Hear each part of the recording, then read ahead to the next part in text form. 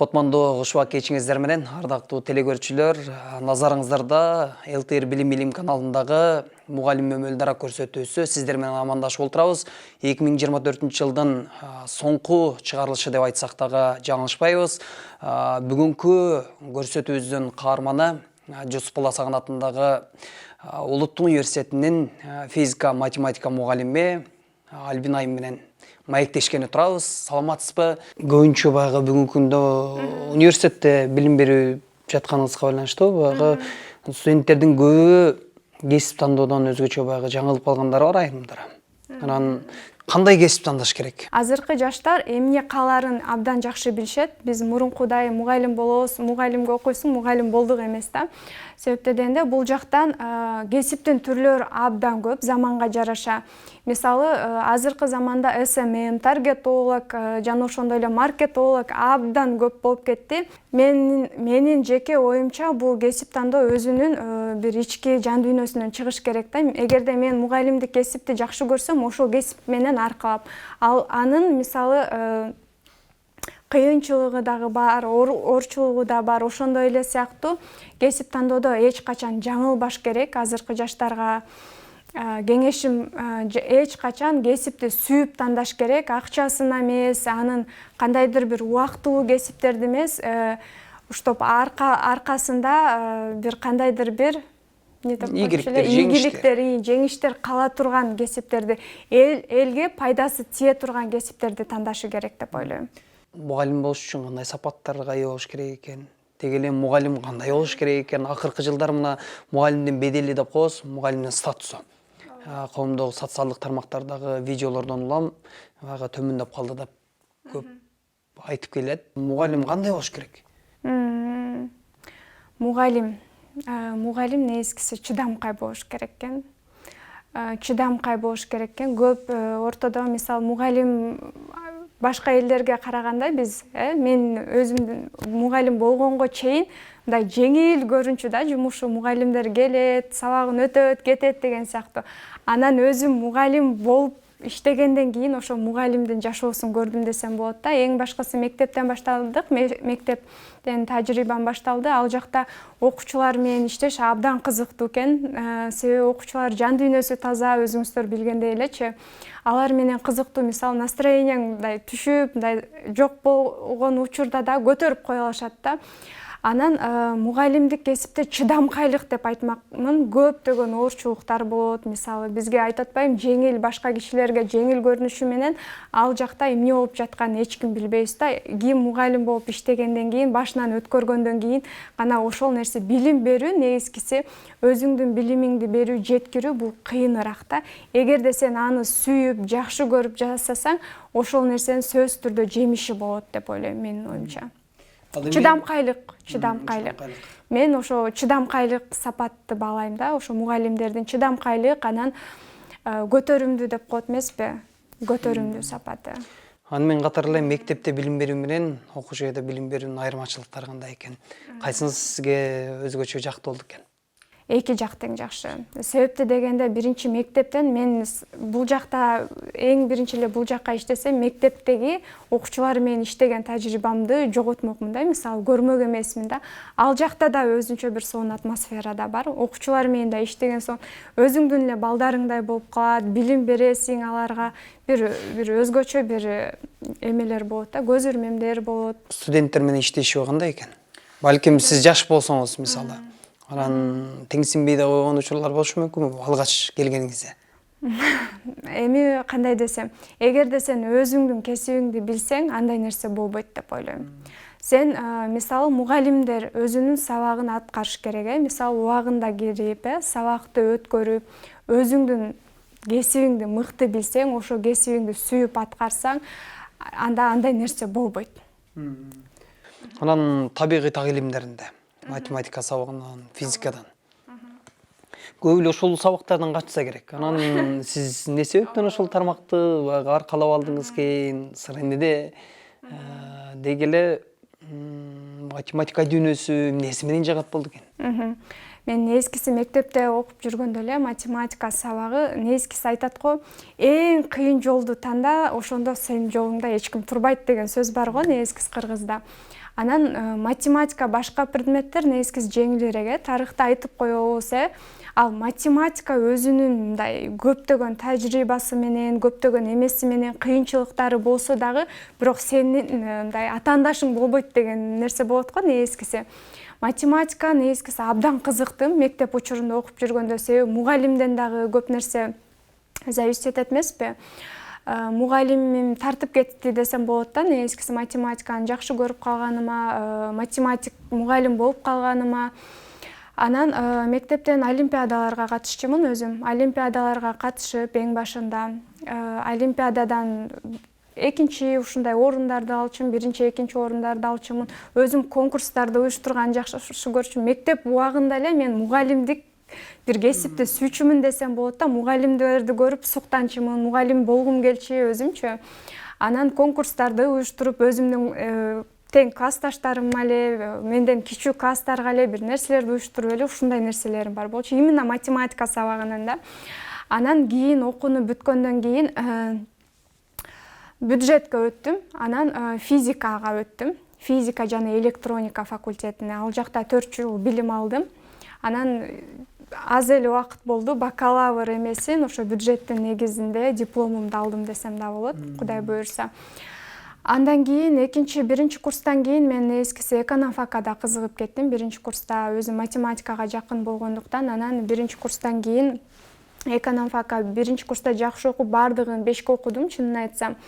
Анан экинчи курста которулайын десем, ушул бул жактагылар жок, которулбайсың, бул деген мугалимдик жакшы кесип, мугалимдер айтып атпайбы, мугалимдердин дагы таасири абдан чоң да, мугалим болуп калышымачы, өзүмдүн сабак берген мугалимдерим.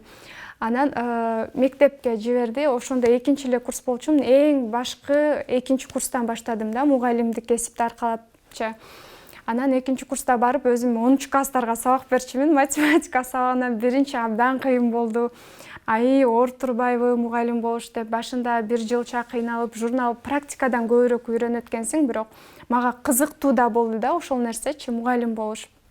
Анан практикадан башында журнал толтура албай, план жаза албай, ошол өзүм жазып, даярдап барчумун, түнү менен уктабай, мындан кийин муну айтам деп сөздөрүмөн бери. Анан бир жылдан кийин жеңил болуп кетти, абдан жакын болуп кеттим окуучуларга. Анан окуучулар именно математиканы үйрөнүш абдан кыйын экен да, окуучулардын эң бир чоң маселеси экен да бул жерде. Анан ошон үчүн математикага кошумча үйрөтө баштадым. Именно математикадан жардам бере баштадым десем болот да. Анан кызыгуусу арттыра баштады десем болот. Алгачкы негизи мугалимдик эмгек жылдарыңызда 5 жылдан ашып калыптыр дейли. Анан алгачкы сабагыңыз эсиңизден кетпесе керек. Кайсы класска бердиңиз элеңиз? 10 класска бергем. Өзүм экинчи курсмун, ошондо завуч келди дагы, анан киргизип койду да. Бул жакшы класс, тынч класс, кир деп. Не деримди билбейм, кирип, анан туруп өзүмдү тааныштырып, анан китептерди алып, сразу чыгарып мен библиотекага барып китептерди алып, анан айтып атпаймынбы, өзүм даярданып эметчим, тригонометрия болчу. Эң ошо 10 класстын жаңы башталышы болчу, ноябрь го дейм, ноябрь, тригонометриянын ортосу болчу да. Анан өзүм даярданып барчумун сабактарга. Мектепте жакшы окуганымдын дагы чоң бир эмелери болду десем болот, жардамы тийди десем болот, мугалимдеримдин жардамы тийди болду десем болот. Анан өжөрчүлүк болуш керек экен да, эч качан артка кайтпаш керек экен. Бир нерсени тандадыңбы, ошону аягына чыгарышың керек экен, ошол нерсе. Окуучулар менен студенттер өзгөчө мугалимден эмнени күтөт болду экен? Түшүнүк деп ойлойм, менин оюмча. Азыркы жаштардыкы түшүнүк менен, мисалы, аларды колдоо менен, кандайдыр бир мотивация, жалаң эле эсеп чыгара бербей, кичине мотивация берип, жол көрсөтүп койсо дагы ошол нерсени азыркы жаштар күтөт деп ойлойм, менин оюмча да, жеке оюм. Мен өзүм студент болгон убакта мен ошол мотивацияны күтчүмүн да. Мектепте, аны менен катар эле окуу жайда баа коюу системасы өзгөчө орунда элейт. Анан баа коюу жагынан кандайсыз? Мен эскиси ушуну студенттерге деле, окуучуларга деле ушу адилеттүүлүк менен күрөшкөнү жакшы көрөм да. Мисалы, келип келип аракет кылган окуучулар же болбосо студенттердин баасы бийигирээк туруш керек деп ойлойм да. Себеби алар келип атат, убактысын бөлүп атат, аракет кылып атат. Ошон үчүн адилеттүү баа койгонго аракет. Мугалим өмөлдүрак деген кыргыздын кеби бар. Сиздин баамыңызды кандай түшүнөсүз? Мугалим мөмөлдарак деп макалдын өзүндө айтылып тургандай эле, мугалим өзүңүздөр эле бир мөмө да, же болбосо бак деп ала турган болсок, анын жалбырактары билим берүү, мисалы студенттер болобу, же болбосо окуучулар болобу, ошол билимдерин жайылтат да, бир мөмөлүү дарак болот мугалим билим берүү системасында. 5 жылдык тажрыйбаңызда негизи эле мугалимдер менен тил табыша албай калган учурда кандай ыкмаларды колдоносуз? Окуучу, балким студентпи? Жашооңузда кездешти беле ушул? Эми мугалимдик азыркы кесибиңиз? жашоодо негизгиси ар түрдүү түшүнбөстүктөр болушу мүмкүн. Может, жумуш учурунда каалаган ар бир нерседе болот да түшүнбөстүктөр.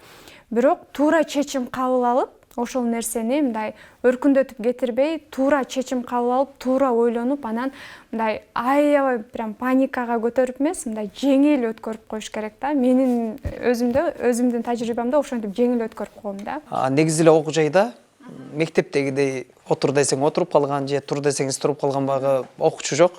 Өткөйлүгүраак десек болот. Өзүңүздөн ашып кетсе бир 4 же 5 жаш кичүү болгон балдар менен бирге иштешкен, бирге багаларга билим берүү бир жагынан татаал, бир жагынан кыйынчылыкка турса керек негизи.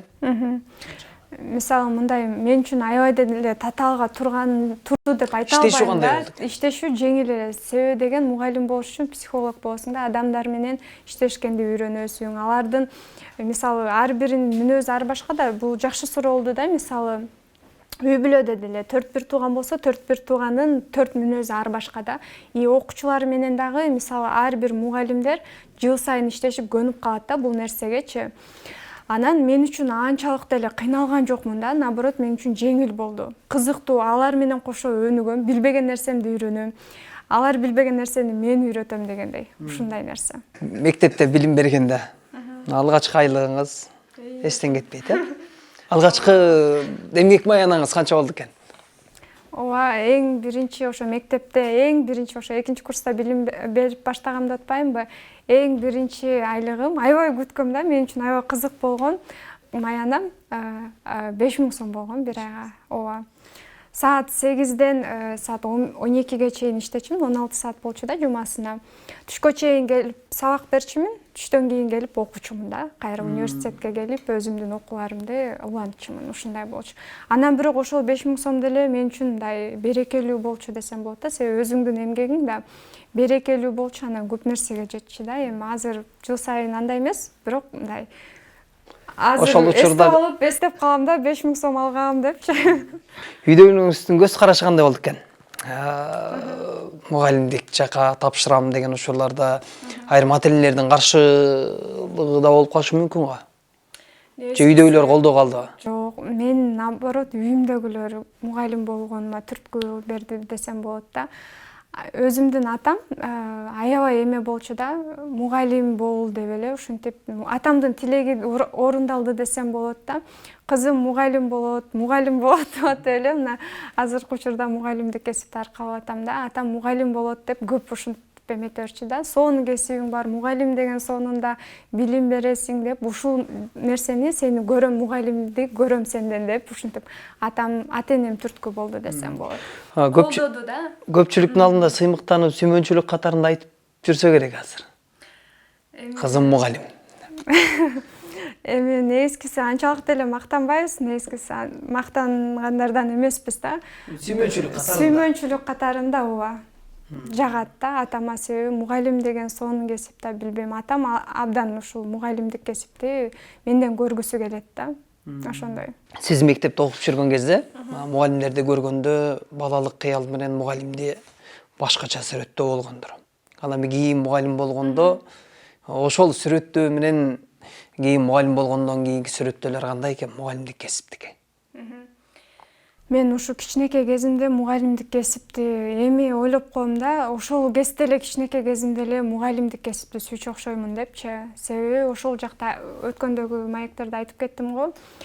өзүмдүн эле курсташтарыма, классташтарыма эки командага бөлүп алып конкурстарды уюштура берчүмүн математикадан. Берки кичүү класстарга болсо аларды кыйнап эле моундай конкурс болот, математика илимдердин падышасы деп эле өзүм математик мугалимим эжеме айтып алып эле мондай конкурс уюштуралы, мындай кылалычы, тиндей кылалычы деп ал эжем да колдоп ошентчи да. Ушундай нерсени кыла берчүмүн да мен. Анан үйдөн мамам күлө берчү да, мунун баардыгы сага эмне кереги бар депчи, эмне кызыктырат депчи. Анан тайнемдин үйүнө конокко барганда мындай дубалы бар болчу. Анан ошол жака барып эле жаза берчүмүн да. Боор менен алып эле жазып эле. Анан күлүп калчу, ай кетип баратканда өчүрүп кет, мунун баарын биз окубайбыз депчи.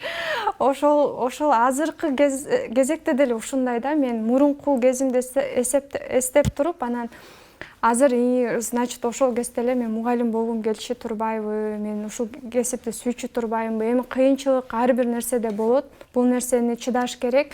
Анан бат эле өтүп кетет. Эгерде сүйсөң, чын дилиң менен иштесең, бул нерсе тоскоол боло албайт. Кыйынчылык деп калдыңыз. Ушул кесиптин кыйынчылыгы эмнеде болду экен?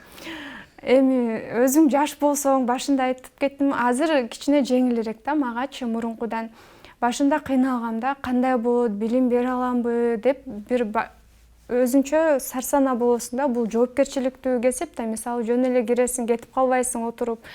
Жоопкерчилик менен караш керек да. Эгерде жоопкерчилик менен караганда башында мен окуучуларга билим бере аламбы, менден кандай мугалим чыгат деп ошол нерсе мени кичине кыйын түшүлтү десем болот да. Мугалимдик тармактан сырткары эмнелер менен алек болосуз? Балким спорт жаатындабы же балким чыгармачылык, музыкалык тарапта ырдап каласызбы?